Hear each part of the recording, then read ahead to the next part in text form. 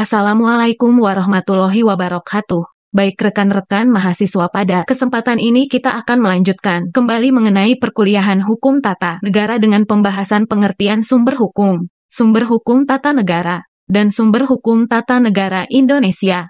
Baik rekan-rekan mahasiswa, pertama kita akan bahas mengenai pengertian sumber hukum.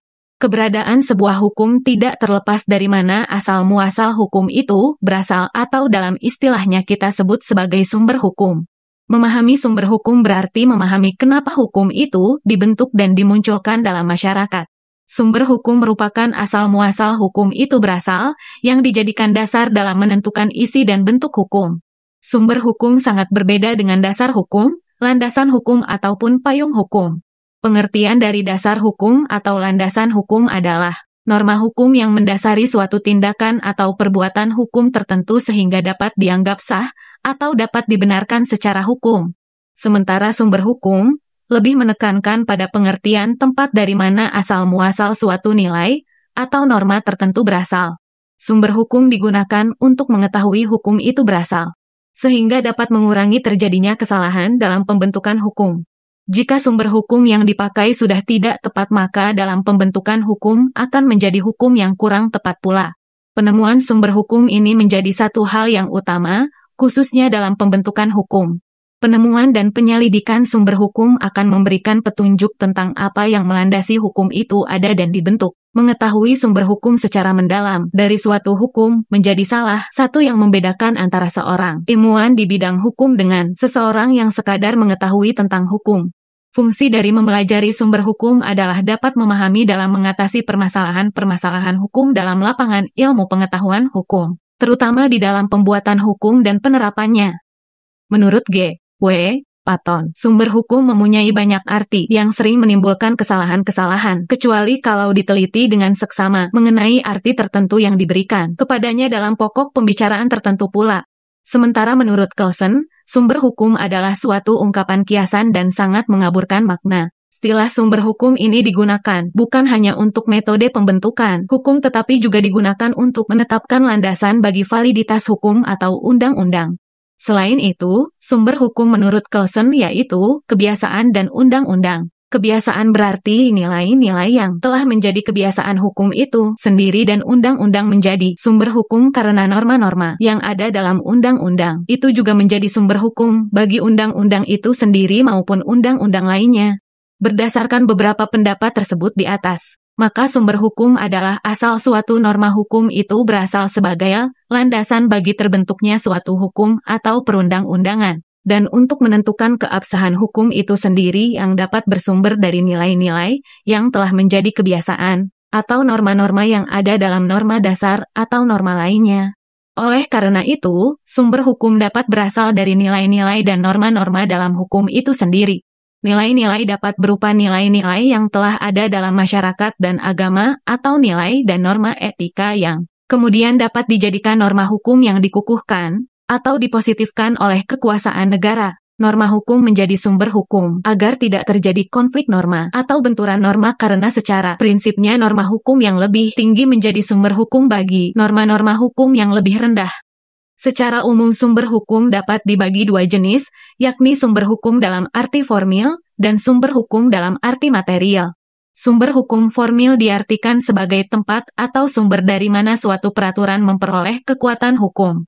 Hal ini berkaitan dengan bentuk atau cara yang menyebabkan peraturan hukum itu berlaku formil. Sedangkan sumber hukum dalam arti material adalah sumber hukum yang menentukan isi hukum tersebut. Sumber hukum formil mengandung pula pengertian sebagai asal dari hukum positif. Baik sumber hukum dalam arti tempat ditemukannya hukum positif, maupun dalam arti asal dari hukum positif. Keduanya merupakan sebab yang langsung bagi berlakunya hukum. Oleh sebab itu sumber hukum formil disebut juga sebagai berlakunya hukum. Sumber hukum dalam arti formil terdiri dari peraturan perundang-undangan, kebiasaan, konvensi, jurisprudensi, traktat, dan doktrin. Di sisi lain, sumber hukum material adalah faktor-faktor masyarakat yang memengaruhi pembentukan hukum, pengaruh terhadap pembuatan undang-undang, pengaruh terhadap keputusan hakim, dan sebagainya. Membahas tentang sumber hukum dapat mengutip pendapat ahli dari Sudikno Mertokusumo yang mengartikan sumber hukum sebagai berikut. 1. diartikan sebagai asas hukum. J itu suatu yang dipandang sebagai permulaan hukum, misalnya perintah Tuhan yang diperintahkan langsung kepada umat manusia. 2. Adanya hukum yang terdahulu sehingga memberikan panduan atau referensi terhadap hukum yang akan datang atau yang berlaku sekarang, seperti hukum Islam, hukum Romawi dan lain-lain. 3. Menunjukkan kekuatan berlakunya suatu hukum dengan berlaku secara formal pada peraturan hukum itu sendiri. 4. Diartikan sebagai suatu yang didapatkan dari mana kita dapat mengenal atau mengambil hukum itu sendiri seperti dokumen, undang-undang batu bertulis, prasasti, dan lain-lain. 5. Dipandang sebagai terjadinya hukum atau dipandang sebagai timbulnya hukum. Pendapat ahli berikutnya yaitu Bagirmanan berpendapat bahwa istilah sumber hukum memiliki banyak pengertian. Untuk itu dibutuhkan kehati-hatian dalam menelaah dan mempelajarinya. Selain pemahaman pengertian sumber hukum seperti di atas, sumber hukum juga dapat dilihat dari berbagai tinjauan sejarah, filsafat dan sosiologis. Sumber hukum dilihat dari tinjauan sejarah artinya hukum itu diperoleh dari hukum yang terdahulu yang pernah berlaku sehingga dapat menjadi tela atau pelajaran bagi hukum yang berlaku sekarang atau hukum yang akan berlaku pada masa mendatang. Mempelajari hukum-hukum yang terdahulu dan perjalanan sejarah munculnya hukum, baik tertulis dan tidak tertulis, merupakan kajian dari sumber hukum, ditinjau dari aspek sejarah dengan penelusuran dokumen-dokumen hukum, pendapat-pendapat dari para ahli hukum. Demikian pula tulisan-tulisan yang walaupun tidak bersifat yuridis tetapi memuat tentang adanya lembaga-lembaga hukum. Dengan adanya perkembangan sejarah tentang kaidah hukum maka dapat diketahui sejauh mana perkembangan kaidah hukum itu diterapkan dalam kehidupan manusia. Sumber hukum ditinjau dari filsafat adalah mempergunakan sumber hukum untuk menentukan isi hukum dan kekuatan mengikat suatu kaidah hukum. Dari aspek isi sumber hukum dipergunakan untuk menentukan isi hukum itu sudah tepat dan benar-benar adil atau sebaliknya. Artinya isi atau muatan dari hukum itu dapat diterapkan dalam kehidupan masyarakat secara mudah.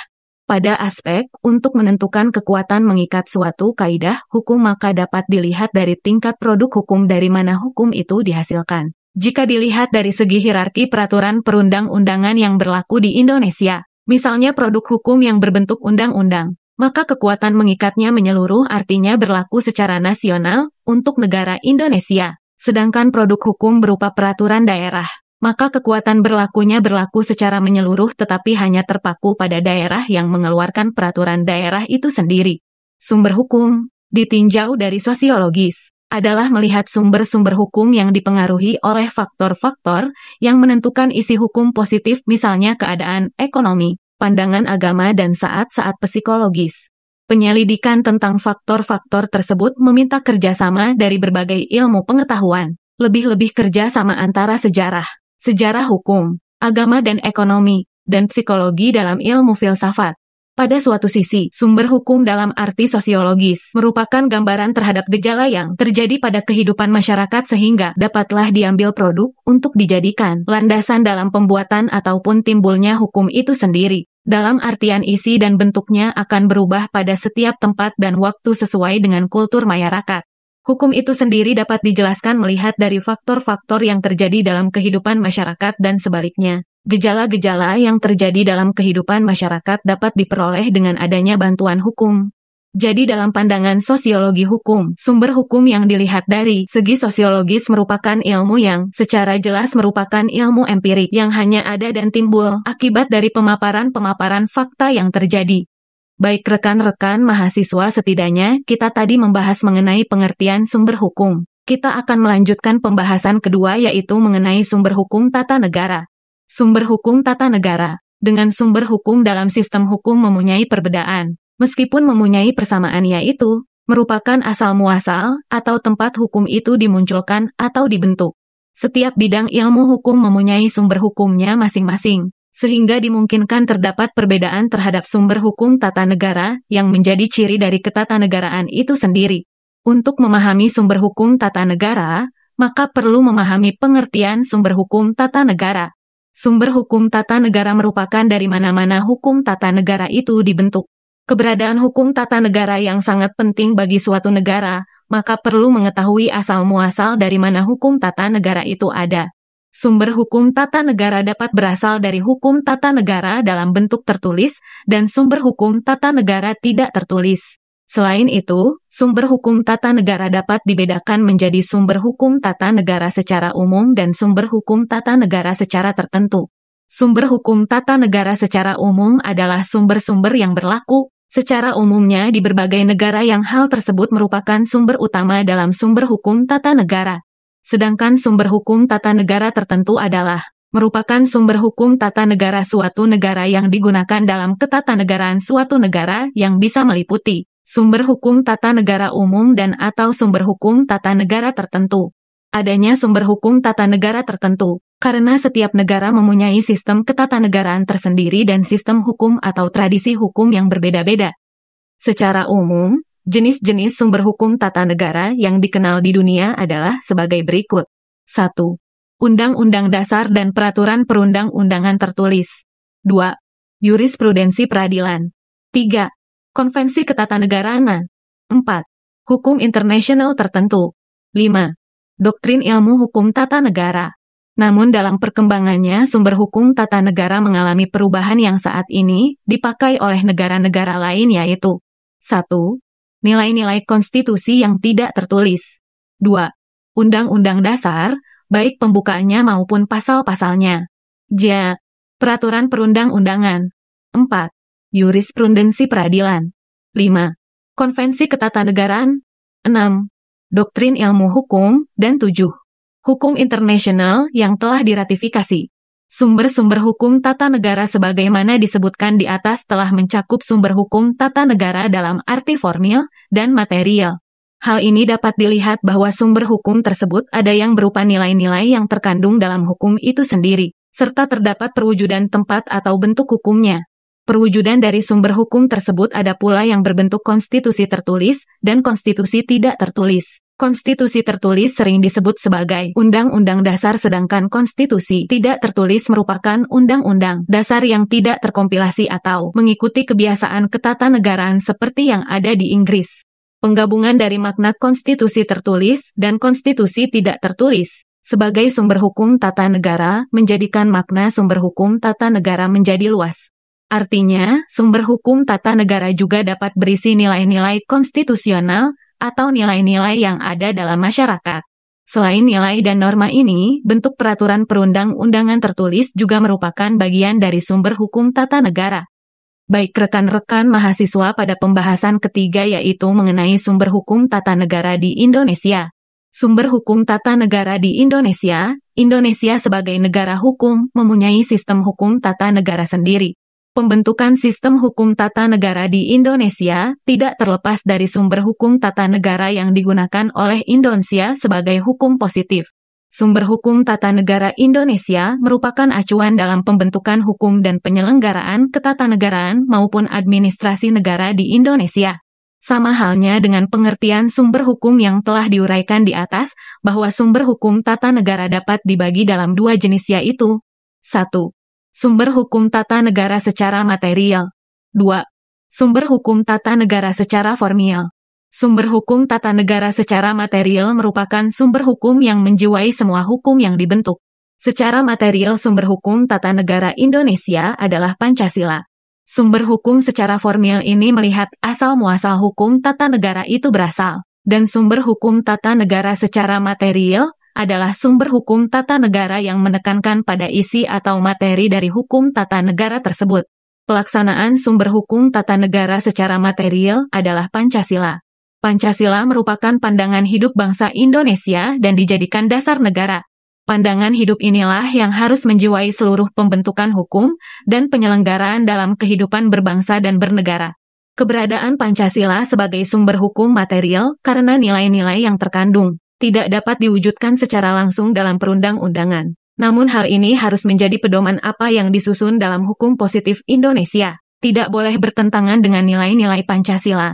Secara formal, Pancasila tercantum dalam pembukaan Undang-Undang Dasar Negara Republik Indonesia tahun 1945, sehingga Pancasila telah terikat dalam bentuk tertulis dalam Undang-Undang Dasar Negara Republik Indonesia tahun 1945. Meskipun dalam memahami Pancasila tidak bisa disamakan dengan peraturan hukum yang tertulis, sumber formil yang melihat bentuk dari sumber hukum dalam Ketatanegaraan Indonesia dapat dilihat dari Undang-Undang Dasar Negara Republik Indonesia tahun 1945 dan peraturan perundang-undangan tertulis lainnya. Peraturan perundang-undangan yang dibentuk ini merupakan penjabaran dari pasal-pasal yang ada dalam Undang-Undang Dasar Negara Republik Indonesia tahun 1945.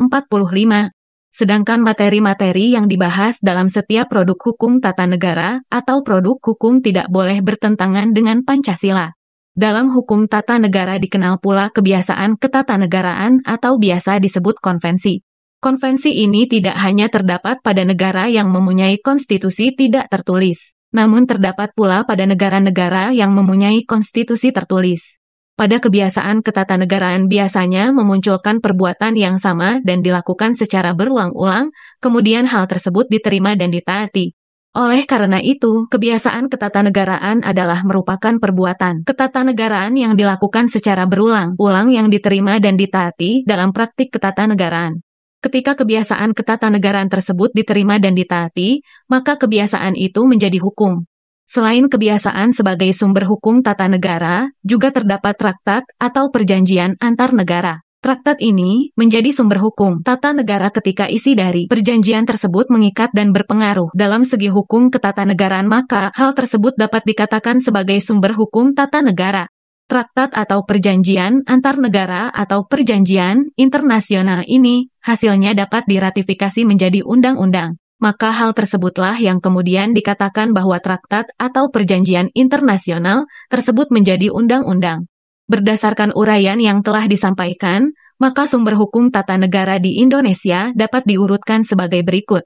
1. Pancasila. 2. Undang-Undang Dasar Negara Republik Indonesia tahun 1945. 3.